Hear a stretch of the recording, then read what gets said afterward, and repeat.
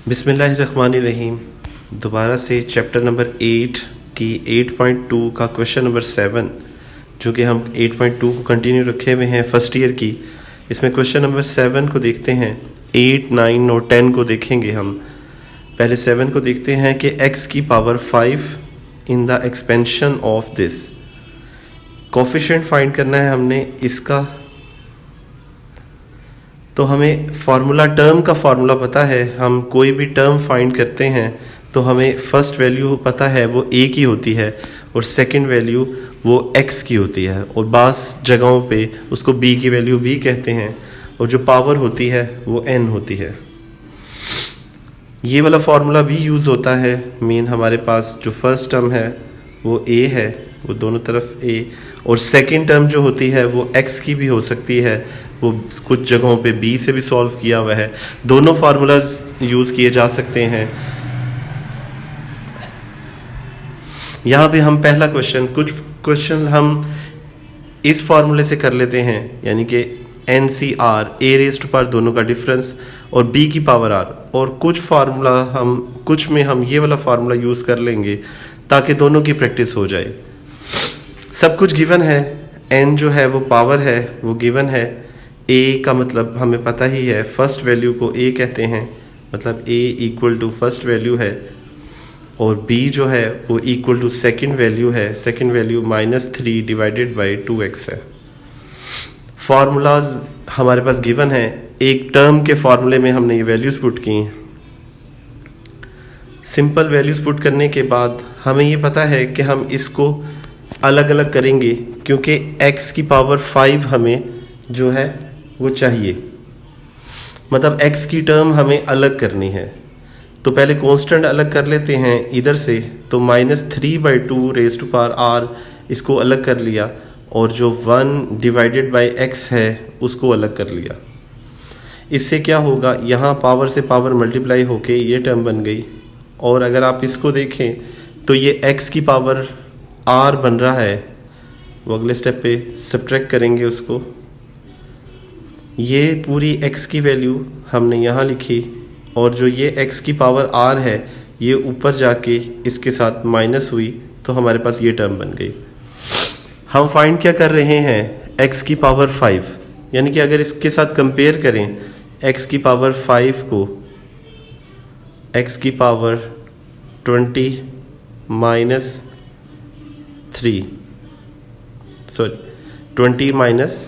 3r, तो इसको typing form में देख लेते हैं।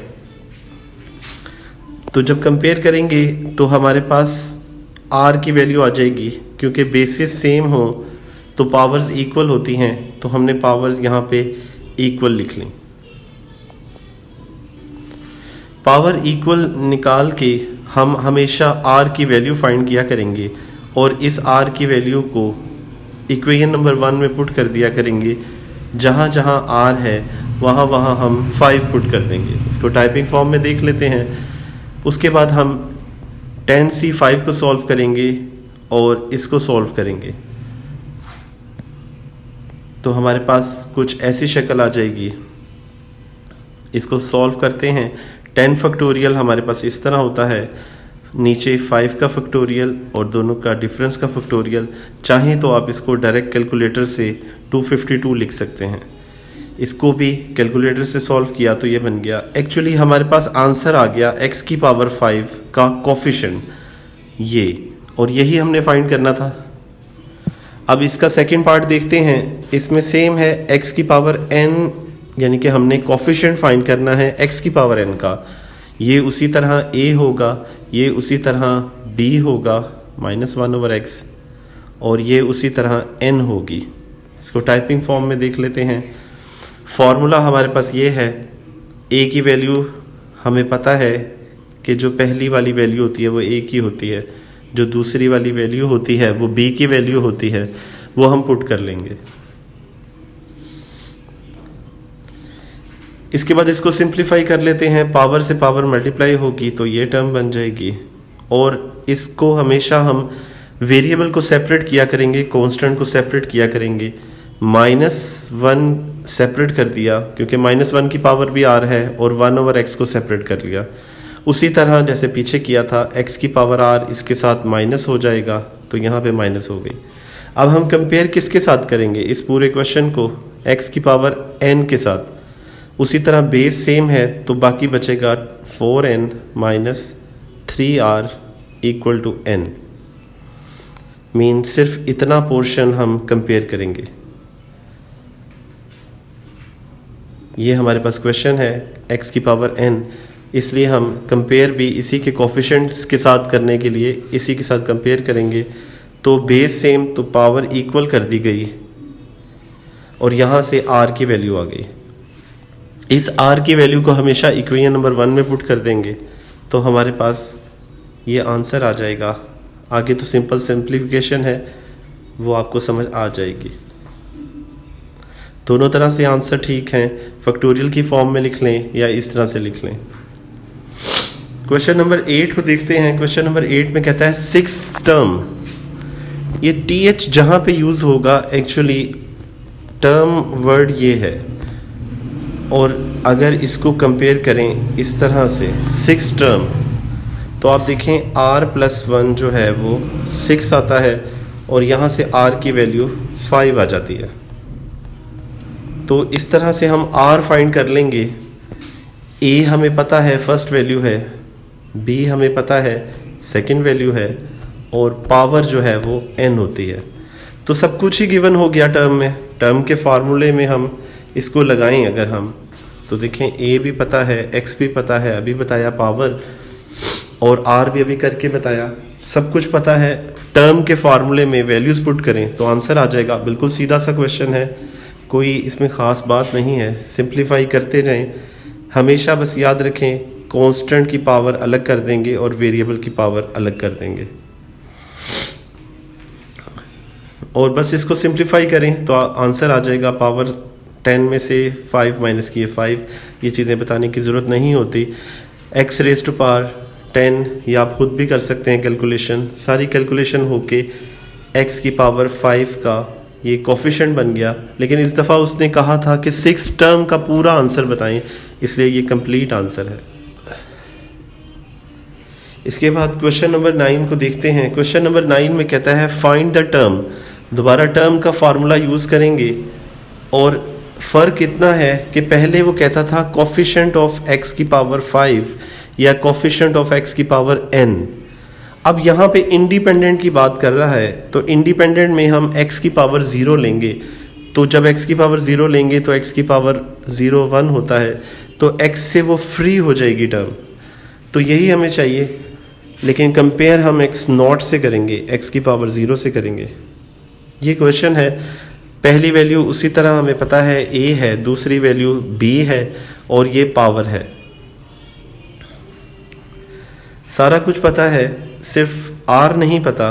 तो a की जगह हम a की वैल्यू, b की जगह b की वैल्यू, और n की जगह n की वैल्यू पुट कर देंगे। r हमें नहीं पता, हम उसी तरह, क्योंकि हमें x की पावर 0 मालूम है कि x की पावर 0 जो है वो क्या है, वेरिएबल। तो हमें दोबारा वेरिएबल की पावर सेपरेट करनी है।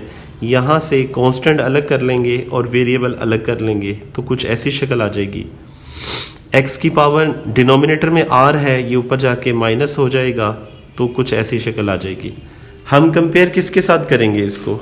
x की पावर 10 माइनस 2r को हम x नॉट से, यानी कि x की पावर 0 से कंपेयर करेंगे। बेस एक जैसी है तो पावर इक्वल हो जाएगी, और r की वैल्यू 5 आ जाएगी। उसको टाइपिंग फॉर्म में भी देख लेते हैं। r की वैल्यू 5 आ गई। अभी तक हम ये करते आए हैं कि इसको इक्वेशन नंबर 1 में पुट करते हैं, अभी भी यही करेंगे, सेम पुट करेंगे और उसके बाद आंसर आ जाएगा।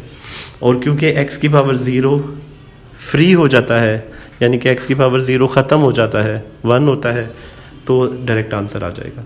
सीधा सा है। सेकंड बिल्कुल सेम है, a की वैल्यू पता है, b की वैल्यू पता है, a की वैल्यू लगाएं, b की वैल्यू लगाएं, n की जगह पावर यूज़ करें। r हम फाइंड कर लेंगे जब सिंप्लीफाई हो जाएगा। यहाँ पे कांस्टेंट को अलग कर लें और वेरिएबल को अलग कर लिया करें। जो वेरिएबल है वो एक ही होना चाहिए, वो नीचे से ऊपर जाके माइनस हो जाएगा। अंडर रूट में था, मीन ये अंडर रूट में था तो अंडर रूट की जगह 1/2 यूज़ कर लिया। कटिंग होने के बाद हमारे पास कुछ ऐसी टर्म आ गई। इसको कंपेयर करेंगे तो r की वैल्यू आ जाएगी, r की वैल्यू 2 आ गई, और इसको हमेशा इक्वेशन नंबर 1 में पुट करते हैं। पुट करने के बाद हमारे पास ये आंसर आ गया, बिल्कुल सीधा सा है।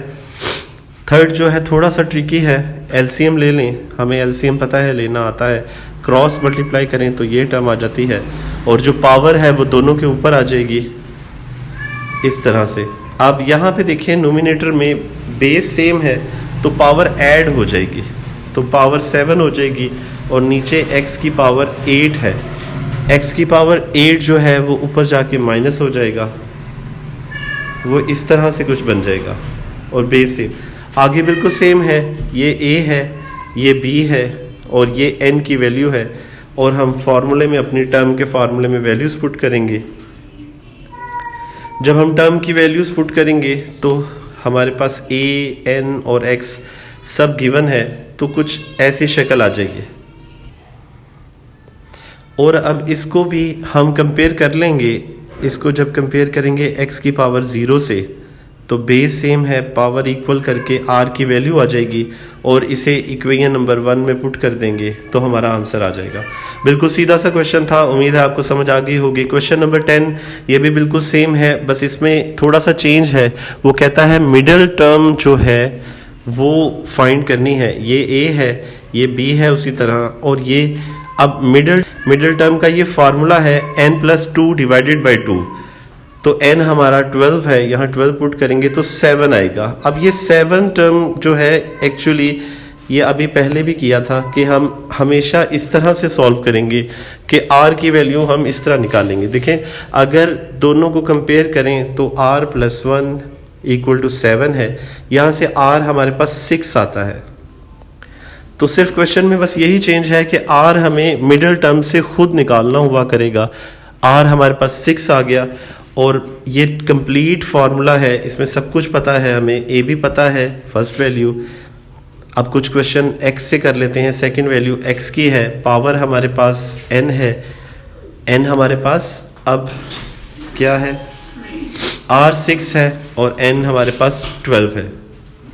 हम फार्मूलाज सिंपल वैल्यूज पुट कर दें सारी। हमारे पास सिर्फ इस क्वेश्चन में r ट्रिकी था जो कि हमने 6 निकाल लिया, बाकी सब कुछ सिंपल है, कोई ऐसा नई बात नहीं है। सारी वैल्यूज पुट करेंगे तो हमारे पास एक आंसर आ जाएगा। तो ये बिल्कुल सीधा सा है, इसमें कुछ समझाने वाली बात नहीं है। यहाँ पे वही काम किया, वेरिएबल अलग कर दिया, कांस्टेंट अलग कर दिया, 1/2 की पावर 6 वो क्योंकि पॉजिटिव हो जाती है, और आंसर आ गया। बिल्कुल सीधा सा है। क्वेश्चन नंबर 10 में अब जो सेकंड पार्ट है इसमें ऑड है। देखें बाकी सब कुछ सेम है, a, ये b या जिसे x कहते हैं, n जो है वो 11, यहाँ तक तो बिल्कुल सीधा सा है। लेकिन जो r है वो ट्रिकी होता है। पिछले क्वेश्चन लफ्ज़ों में समझ लें कि ऑड नंबर के लिए हमारे पास दो फार्मूलाज हैं, n+1 डिवाइडेड बाई 2 और n+3 डिवाइडेड बाई 2। ये दो फार्मूलाज हम यूज़ करेंगे। n की जगह 11 पुट करेंगे तो 6 और 7 आ गया। एक्चुअली इसको हम कंपेयर करेंगे इस तरह से, तो देखें जब कंपेयर करेंगे तो r5 आएगा, और यहाँ पे जब हम r+1 को कंपेयर करेंगे t7 से तो r6 आएगा। तो r5 और r6 हमारा रिक्वायर r होगा। तो पहली टर्म के लिए, पहली मिडिल टर्म के लिए r5 है, अभी करके बताया इस तरह से। बाकी सारा कुछ सेम है, टर्म के फार्मूले में वैल्यूज पुट करें और हमारे पास एक आंसर आ जाएगा। बाकी कुछ समझने वाला ऐसा नहीं है ख़ास, सिंपल वेरिएबल की पावर अलग कर दें, कांस्टेंट अलग कर दें और एक आंसर आ गया। इसी तरह इसी की सेकंड टर्म यानी कि 7th टर्म, उसमें हमारा r एक कम आएगा, यानी कि r हमारे पास 6 आ जाएगा। बिल्कुल सेम है, NCR का फार्मूला लगाएंगे, a की पावर n-r करेंगे और b की पावर r करेंगे। ये हमें फार्मूला पता है, ये हमारे पास फार्मूला मौजूद है, n r, पहली वैल्यू a, दूसरी वैल्यू x, और बाकी सब पता है। वैल्यूज़ लगाएंगे तो आंसर आ जाएगा, दोनों आंसर आ गए। अब देखें थर्ड पार्ट, थर्ड पार्ट भी ऑड है तो n+1 डिवाइडेड बाई 2 और n+3 डिवाइडेड बाई 2, ये हमारा मिडिल टर्म का फार्मूला है जब ऑड हमने नंबर फाइंड करने हो, यानी कि पावर जो है वो ऑड हो। अब ये कैसे पता चला ये ऑड है? क्योंकि लास्ट पे +1 हो रहा है तो ऑड नंबर आ रहा है। इसको हमने सॉल्व किया तो हमारे पास m+1 और m+2 आ गया। और इसी तरह अभी जैसे पहले इसको कंपेयर किया था, हम बेस सेम करके यहाँ से r की वैल्यू निकालेंगे तो ये देखें यहाँ से r की वैल्यू आ जाती है m, r भी आ गया, a पता है हमें ये होता है, x की वैल्यू ये है, n हमारे पास ये पावर है। तो हम सिंपल फार्मूले में वैल्यूज पुट करेंगे, ये सारी हमारे पास फार्मूला मौजूद है। अब यहाँ पे ये पहले कांस्टेंट होता था, अब NCR का फार्मूला हमें पता है कि नोमिनेटर का फैक्टोरियल होता है, तो ये सारा ऊपर जो है इसका फैक्टोरियल हो गया। फिर हमें पता है कि n-r का फैक्टोरियल होता है, यानी कि इन दोनों का फैक्टोरियल, इन दोनों का। उसके बाद जो डिनोमिनेटर होता है उसका भी फैक्टोरियल आता है। बाकी सारा कुछ एज इट इज़, बाकी बिल्कुल सेम वही प्रोसीजर है। वेरिएबल को अलग कर दें, कांस्टेंट को अलग कर दें, जैसे पहले करते आए हैं, तो एक आंसर आ जाएगा। इसी की सेकंड मिडिल टर्म निकालते हैं। m+2 आई थी, उसको भी r+1 के साथ इक्वल लिखा और r की वैल्यू निकाल ली। जब r आ जाए तो हमारे पास सिंपल हो जाएगा इस फार्मूले में n पावर r हम खुद निकाला करेंगे, पहली वैल्यू a और दूसरी वैल्यू x। इसको सॉल्व कर लेंगे और यहाँ पे दोबारा उसी तरह फार्मूला यूज़ करेंगे कि ऊपर का फैक्टोरियल, वो अभी बाद में करते हैं, लास्ट पे किया हुआ है इसमें। अभी पहले देखें, पावर को सॉल्व करते हुए यहाँ तक आ गए, कांस्टेंट अलग कर लिया, वेरिएबल अलग कर लिया। सिंपल सॉल्व करते जाएं तो हमारे पास यहाँ पे जाके लास्ट पे फार्मूला लगा लें या पहले लगा लें, ऊपर का फैक्टोरियल और दोनों के डिफरेंस का फैक्टोरियल, यानी कि 2m+1 और -m, वो होता है m+1, वो नीचे का फैक्टोरियल, और फिर डिनोमिनेटर का फैक्टोरियल। ये फार्मूला NCR का है, ये फार्मूले में वैल्यूज़ लगाई तो हमारे पास ये आंसर आ गया। लास्ट वाला क्वेश्चन देख लें, 11th। इसमें ट्रिकी कुछ भी नहीं है, थोड़ा सा समझने की बात है कि उसने एक वर्ड यूज़ किया है फ्रॉम द एंड। अगर फ्रॉम द एंड है तो हमें क्वेश्चन फ्रॉम द बिगिनिंग चाहिए, इसकी प्लेस चेंज करना ना भूलिएगा। फ्रॉम द बिगिनिंग करेंगे तो रिवर्स हो जाएगा क्वेश्चन। बाकी सारा कुछ बिल्कुल सेम है। यहाँ से r मिलेगा, r हमेशा एक वैल्यू कम करके मिलता है हमें, यानी कि जब tr+1 इक्वल टू t2n+1 के कंपेयर करेंगे तो इधर से हमें r मिलेगा 2n। जब r भी मिल जाए और पहली वैल्यू a होती है जो कि चेंज हुई है, मतलब ये x ना ले लीजिएगा, पहली वैल्यू, दूसरी वैल्यू x है और हमें फार्मूला पता है NCR a की पावर n-r b की पावर r। अब इतने सारे क्वेश्चंस करने के बाद आपको ये फार्मूला याद हो गया होगा। इसमें वैल्यूज़ लगाएं और सिंप्लीफाई करते जाएं, कोई नई चीज़ नहीं है, बिल्कुल आसान सा है और एक आंसर आ जाएगा। क्वेश्चन नंबर 12 में उसने कहा हुआ है मिडिल टर्म। देखिए मिडिल टर्म का फार्मूला हमें पहले पता है। अब यहाँ पे E1 है, हमें मिडिल टर्म का फार्मूला पता है कि 2n+2 डिवाइडेड बाई 2 है और n जो है ये है, यानी कि n+2 होता है। तो n की जगह 2n+2 डिवाइडेड बाई 2 किया तो ये टर्म बनी, और जब इसको कंपेयर किया करेंगे तो इसको कंपेयर करके हमें r की ये वैल्यू मिल जाएगी। पहली वैल्यू हमें पता है a होती है, दूसरी वैल्यू x होती है, फार्मूला भी पता है, बस फ़र्क इतना है कि आंसर उसने इस दफ़ा दिया हुआ है तो ये लाना है। इसको देखते हैं, वैल्यूज़ पुट करें तो कुछ हमारे पास NCR का फार्मूला याद होना चाहिए, नोमिनेटर का फैक्टोरियल यानी कि ऊपर वाली वैल्यू का दोनों के डिफरेंस का फैक्टोरियल और नीचे वाली वैल्यू का फैक्टोरियल। वही किया, ऊपर वाली वैल्यू का फैक्टोरियल n हमारे पास 2 है, ऊपर का फैक्टोरियल, इन दोनों को माइनस करें तो उसका फैक्टोरियल, और नीचे n है उसका फैक्टोरियल। सॉल्व किया तो कुछ ऐसी शक्ल आ गई, लेकिन ये आंसर नहीं है क्योंकि हमें तो ये आंसर चाहिए, इसलिए साइड साइड पे इसको चलाते जा रहे हैं ताकि आपको पता हो कि आंसर ये चाहिए। अब इसका मतलब है हमें n फैक्टोरियल की डेफिनेशन, यानी कि हमें पता है n फैक्टोरियल कैसे ओपन होता है, एक एक कम करते जाते हैं एंड सो ऑन, तो हमारे पास कम होता जाता है n, ये बाय डेफिनेशन है। तो वही किया, 2n में से 1 कम किया, 2 कम किए, 3 किए, 4 किए, और अप टू सो ऑन 1 तक जाते हैं। 5 4 3 2 क्यों लिखा है? क्योंकि इसमें हमें ऑड नंबर नज़र आ रहे हैं काफ़ी सारे, 5 भी नज़र आ रहा है, वो हम यहाँ नज़र देख रहे हैं, 3 भी और 1 भी। अरेंजमेंट आगे पीछे है, उसको भी सही कर लेंगे। अब देखें, इसमें इवन भी हैं और ऑड भी हैं, तो इस पूरी टर्म में से इवन अलग कर लिए, ऑड अलग कर लिए, इवन नंबर्स को अलग कर लिया और ऑड नंबर्स को अलग कर लिया। आंसर में देखें 2 की पावर n नज़र आ रही है, इसका मतलब यहाँ से 2 की पावर n कहीं ना कहीं से बनानी है। अगर 2 कॉमन लेते हैं और n टाइम कॉमन लेते हैं तो 2 बाहर चला जाएगा, n 2 बाहर चला जाएगा, n-1, n-2, n up to सोन चलता जाएगा। इसको टाइपिंग फॉर्म में देख लेते हैं तो ये शक्ल बन जाएगी। राइट साइड पे तो हमें ये आंसर चाहिए, सिर्फ आगे पीछे लिखा हुआ है, मतलब ये इधर और ये इधर, और x की पावर n भी चाहिए और n की पावर n भी चाहिए, सिर्फ इतना हिस्सा नहीं चाहिए, जबकि 2n भी चाहिए। तो वैसे भी हमें पता है कि n फैक्टोरियल इसके साथ कैंसिल हो जाएगा, क्योंकि ये पूरा n फैक्टोरियल ही होता है।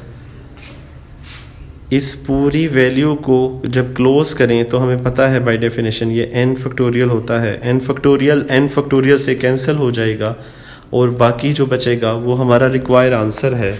उम्मीद है आपको समझ आ गई होगी।